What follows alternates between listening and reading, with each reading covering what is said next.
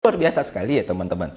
Tapi ya mau gimana pun gue ngelihat ya, sejauh ini yang gue pelajarin dan pahami di pusat, itu tetap aja gimana pun punya wewenang dan anggaran. Makanya bagus juga kalau misalnya ada kebijakan dukungan dana dari pusat biar bisa menambah pendapatan guru. Misalnya dalam bentuk tunjangan yang ditetapkan langsung dari pusat. Karena kan supaya teman-teman ketahui biaya raksasa soal pendidikan itu, biaya raksasa pendidikan ini yang 20% dari APBN ini, amanat undang-undang ini, itu nggak semuanya di Kementerian Pendidikan teman-teman, malah sebagian besar bisa 80% atau bahkan 90% itu dialirkan ke Pemda masing-masing, dan Pemda masing-masing mengelola ini dana dipakai untuk apa gitu kan.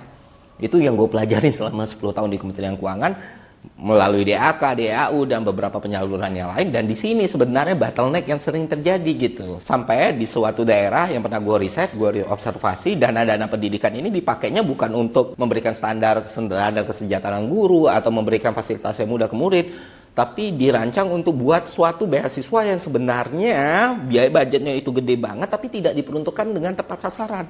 Lu bayangin beasiswa untuk anak sekolah, mereka harus mengambil jurusan pertambangan tapi universitasnya nggak diatur gitu. Dan yang dapat waktu itu gue bisa katakan bahwa rata-rata ya anak-anak yang bapak ibunya bekerja di Pemda tersebut gitu. Itu pernah terjadi teman-teman. Dan gambaran seperti ini itu banyak sekali. Jadi pengelolaannya ada di setiap Pemda ini. Bagaimana dana itu dikelola dan dialokasikan. Kabar positifnya ya, dan teman-teman perlu langsung cek juga gitu ya.